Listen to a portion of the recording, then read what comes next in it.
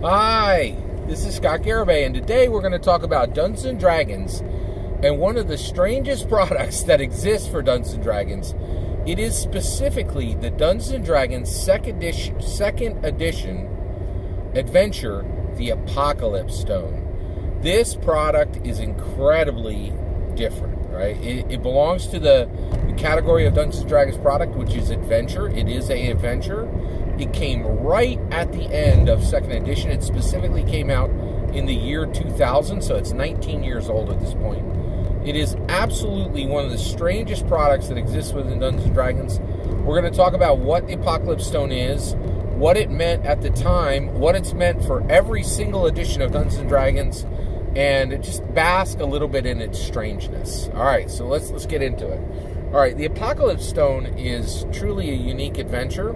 So basically it came in the year 2000. At this point, Wizards of the Coast had only owned Dungeons & Dragons for 1 year, right? They bought them in 1999, and so, you know, basically at this point, Wizards of the Coast, wait a second, yeah, right, so, you know, Wizards of the Coast, I think Wizards of the Coast might have got... Yeah, that's correct. So Wizards of the Coast gets it, right? And so Wizards of the Coast is the owner at this point. And at this point in 2000, second edition is like 10 years old. Wizards of the Coast knows they have to get third out the door. They're working on third edition. So they go to two writers. One of the gentlemen was Chris Paramus.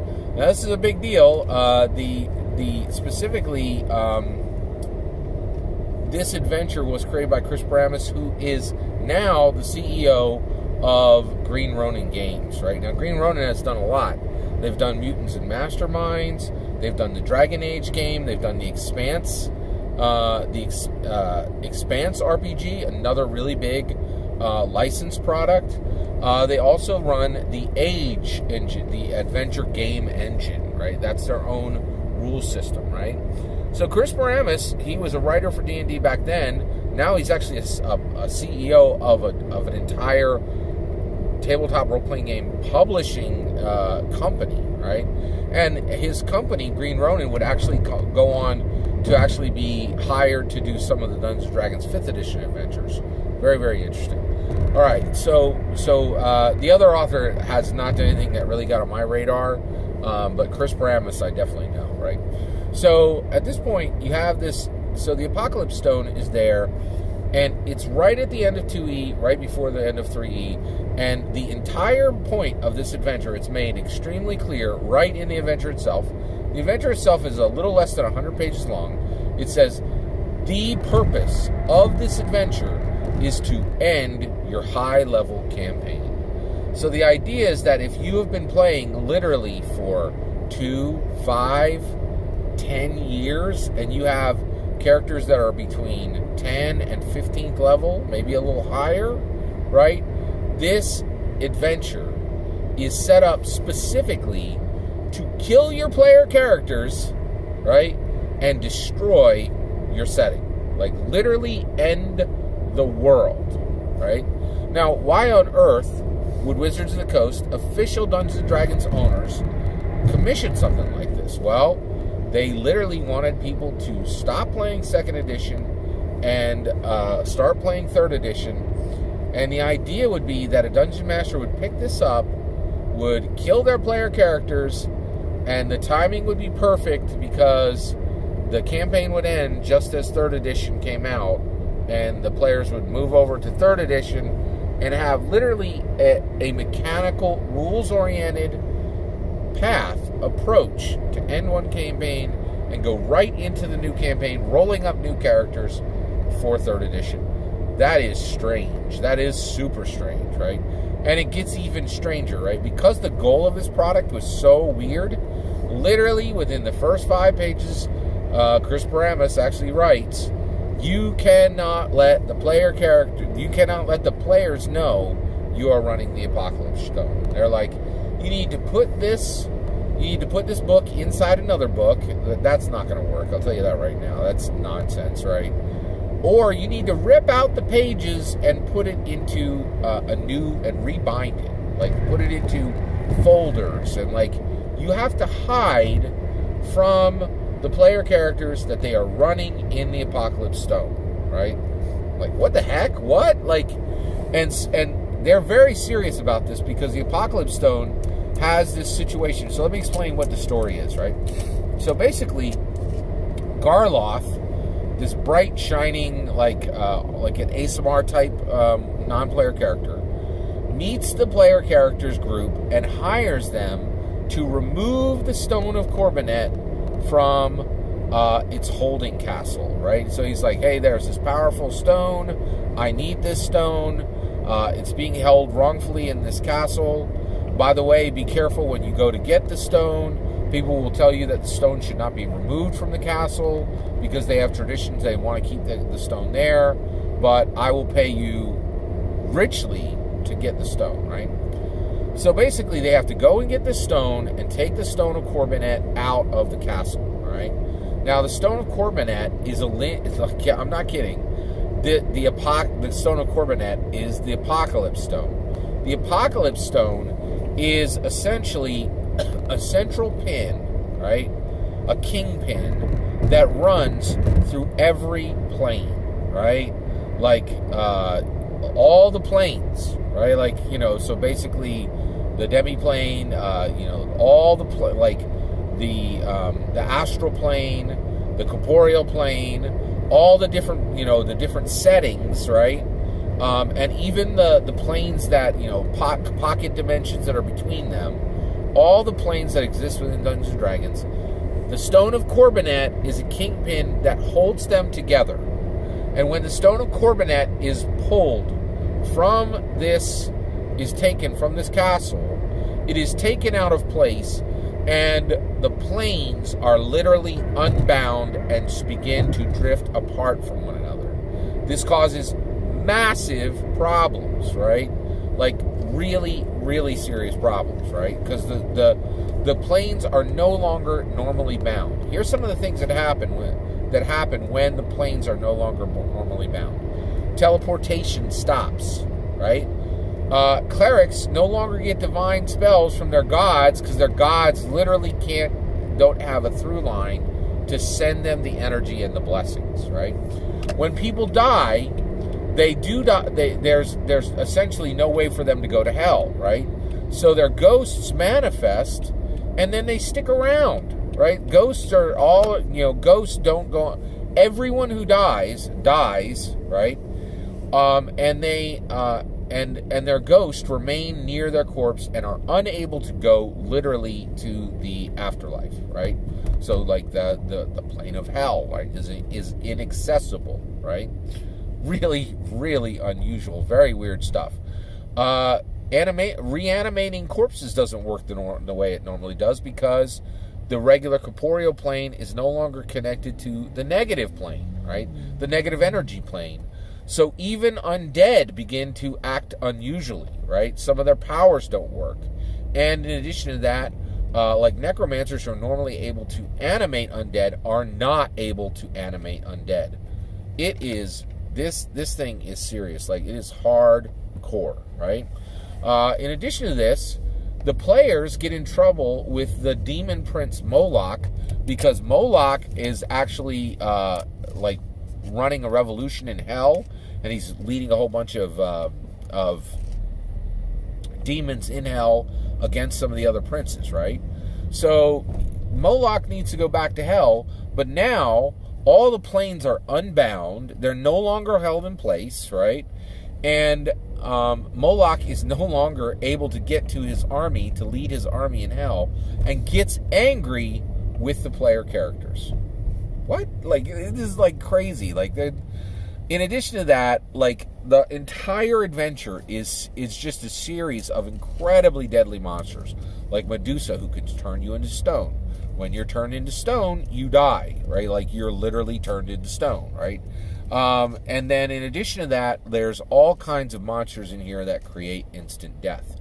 One of the most powerful monsters that's presented in the module is a special Tarrasque. This Tarrasque is so large, its AC is so high, right? It's that it can this Tarrasque, it literally says this in the book, can only be hit when the players roll a 1. If you roll your d20 and you get any result but a natural 1, you miss. I'm sure you're like, wait, no, that's not how D&D works. Yes, it's exactly what I just said, and this was so serious in this super weird module that they actually took the time to go and what did they do again? They actually took the time to go and actually taught some players actually wrote into Dragon Magazine, and in Dragon Magazine, one of the main designers, I think it was Skip Tweet, actually spoke about it and refused to clarify it. Literally refused to clarify it because this monster, it's there to kill your player characters. Like, they were not joking, and there are warnings right on the back of the product saying this will kill your player characters, and this adventure will kill your player characters, and it will absolutely and it will destroy your current setting, right? I mean, this is one of the strangest products that has ever existed in the history of Dungeons & Dragons. Now, what gets even weirder, okay? So because all this is happening, right, it actually says in the book, in the adventure, it says, listen, you cannot let your player characters know you are running the Apocalypse Stone. So you should tear off the cover of this book, right? Or you can literally tear it all out, take all the pages out, and rebind them into a new notebook, right?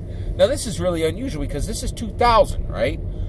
Literally within the last 5 years, there has been a major, major change in board games, and there's an entirely new type of board game called, that is specifically called a legacy game, right? And legacy games have been very controversial within the board gaming area because it has boards that you'll put stickers on. There are cards in these legacy games that say, tear these cards apart, right?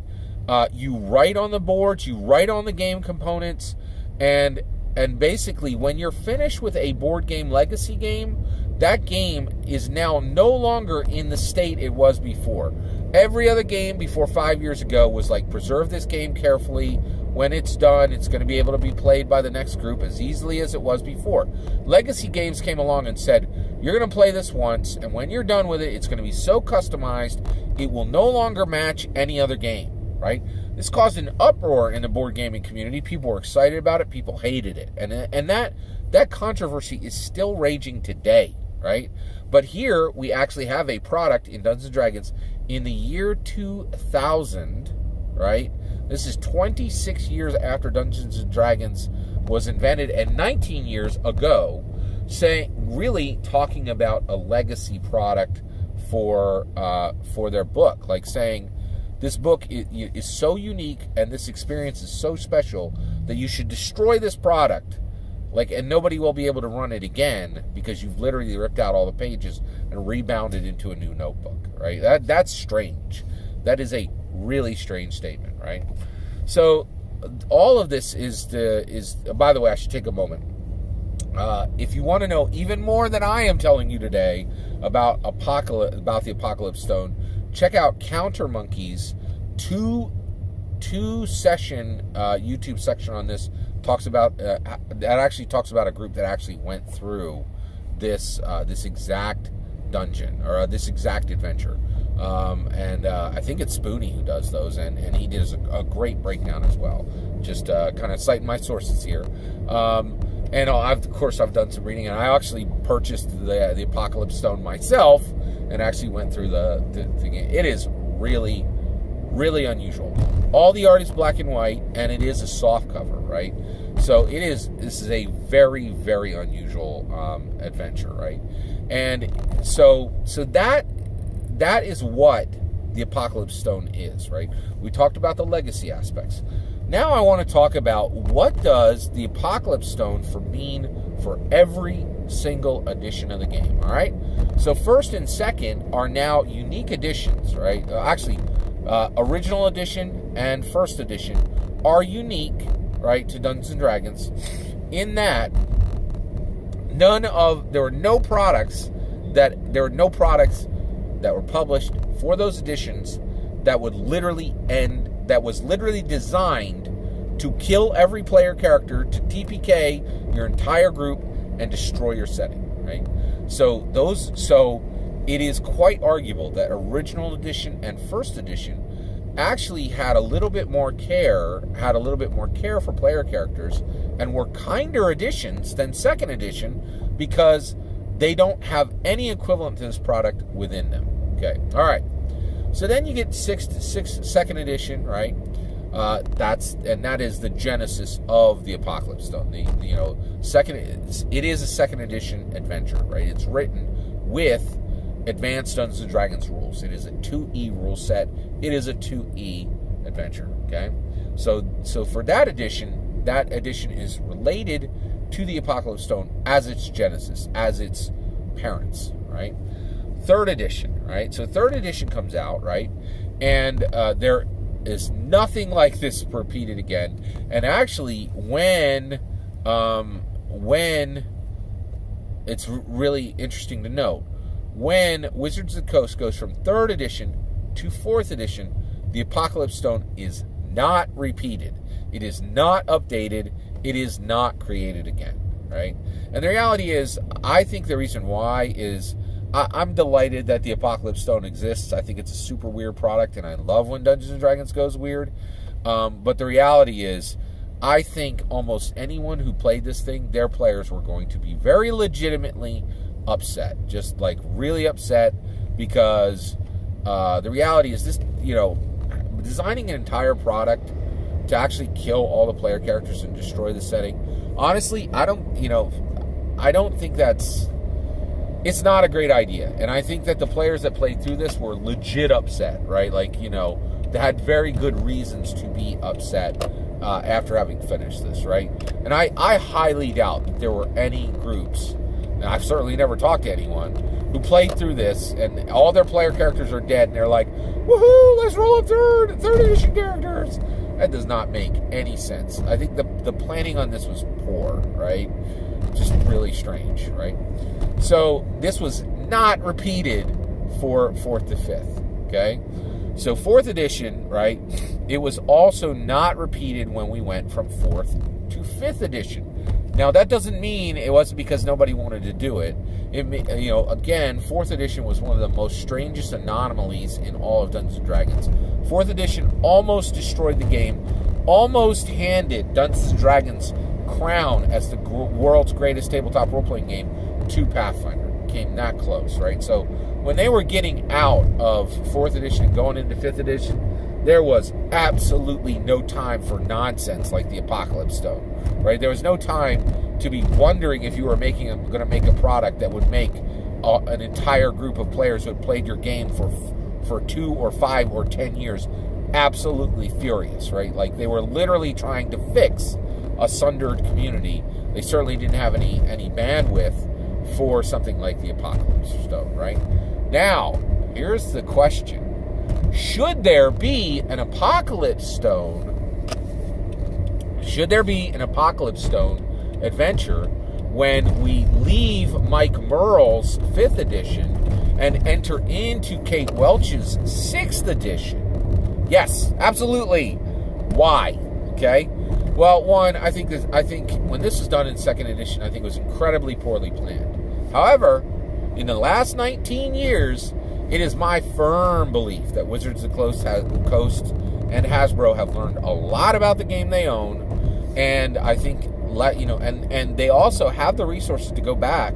And Chris Paramus is sitting there. All you got to do is tweet him, right? Like, you could figure it, like, you could just, Kate Welch could, pick up a phone and say, Chris, let's talk about the Apocalypse Stone, right? What do you wish you had done better, right? What was the reaction to people to this thing 19 years ago?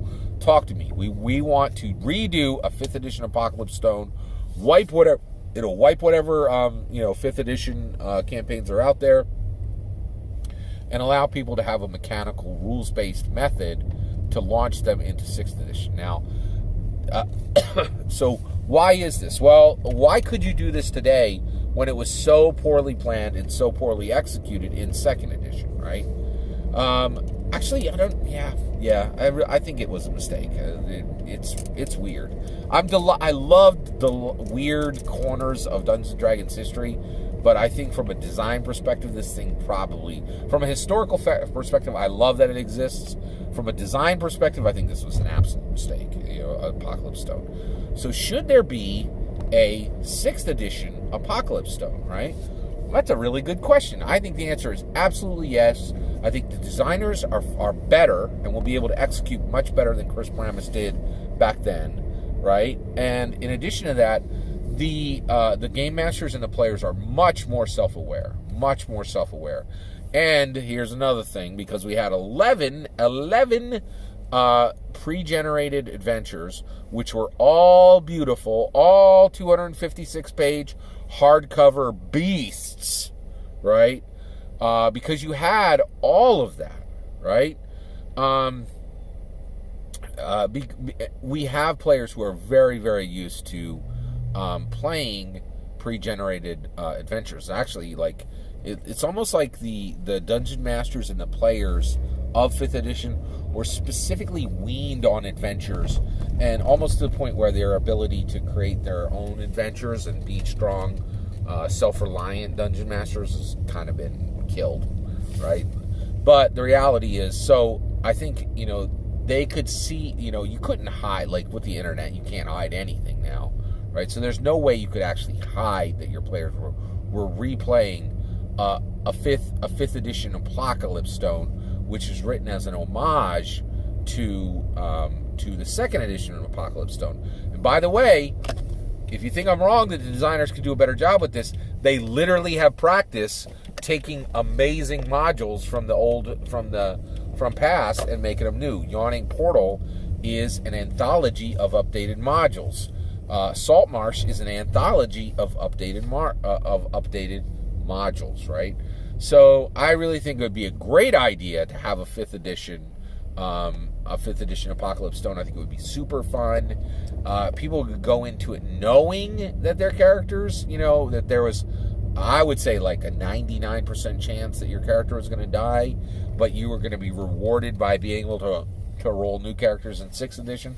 Maybe you could even do like a Pokemon thing where like one item from 5th edition could be brought over into 6th edition, and there could be rules for that. I think that'd be really interesting, really cool, right? There could be a way to manage this. So I think it would be really, really cool to see a 5th edition.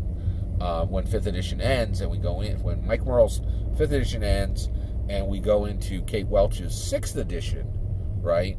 I think it would be really, really cool to do this again. All of that is my experience with the Apocalypse Stone. I think it's a really crazy, unique product. Did you play it? Have you run across this thing on, at a garage sale somewhere? Have you ever held this physical book? I only purchased a PDF, but I would love to hear your opinion. Let me know. Please consider liking and subscribing, and have a wonderful millennium.